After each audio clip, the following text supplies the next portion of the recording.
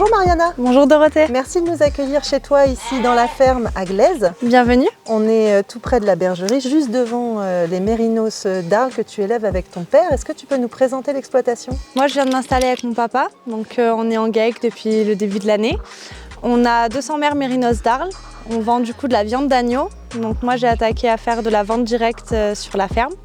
Et très récemment, on vient d'acquérir un troupeau de 50 chèvres laitières pour faire du fromage. On est ici pour parler de parage. Pourquoi c'est important de faire un parage au moins tous les ans?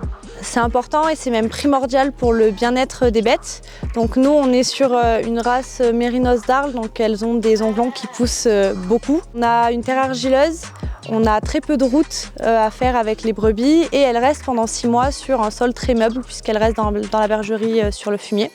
Donc toutes ces conditions font que les onglons poussent beaucoup et avant de les ressortir, on est obligé du coup de parer. Donc on va venir couper les onglons pour que les bêtes puissent avoir un bon aplomb, qu'elles se tiennent bien sur le sol. Ça évite qu'elles aient des problèmes notamment aux articulations, des problèmes de boiterie et ça évite aussi tout problème infectieux qui pourrait survenir si jamais on ne le faisait pas. Comment se passe un chantier de parage ici?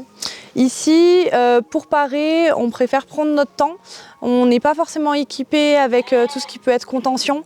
Donc la contention, c'est nous. La priorité pour nous, c'est la sécurité.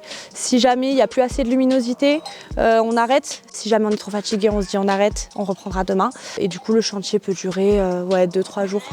Quel matériel vous utilisez? Pour parer, on utilise un sécateur. Mon papa a pendant des années utilisé un sécateur manuel. Et ça m'a un peu inquiétée quand je me suis installée parce que moi, j'ai pas la force dans une seule main pour couper la plupart des onglons, surtout ceux de derrière qui sont très très durs. Et je l'ai vu pendant des années avoir des très grosses douleurs aux mains suite au parage. Donc moi, j'ai décidé d'essayer le sécateur électrique. Quels ont été tes critères pour choisir ton sécateur?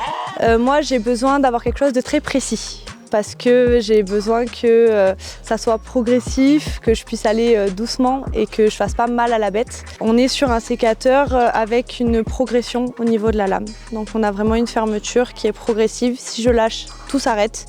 Et ça me permet d'être en sécurité et que ma bête soit en sécurité. Il ne faut jamais oublier que la bête, elle peut bouger à n'importe quel moment. Donc si elle bouge, je lâche tout et tout s'arrête comme avec un sécateur manuel. Quelles sont les étapes du parage, telles que vous le faites en tout cas vous aussi? Nous, on attrape la bête, on la soie. Ensuite, on ne suit pas la théorie des 3 coups pour parer. Moi, derrière, j'enlève le gros. Avec un coup assez franc, je sais que je suis assez loin de la sole. Et ensuite, je pars les côtés et je finis en général par la pointe. Et normalement, si tout s'est bien passé, on voit la sole, la bête est de nouveau à plat et on peut la lâcher quand on l'a fait sur les 4 pieds.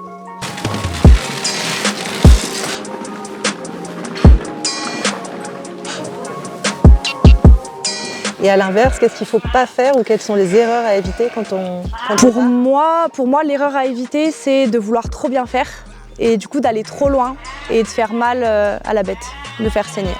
Quel est le secret justement pour que ce soit un parage efficace et réussi?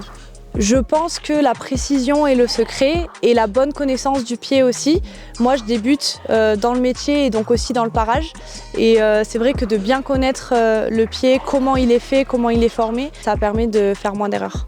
Merci beaucoup Mariana. Je t'en prie.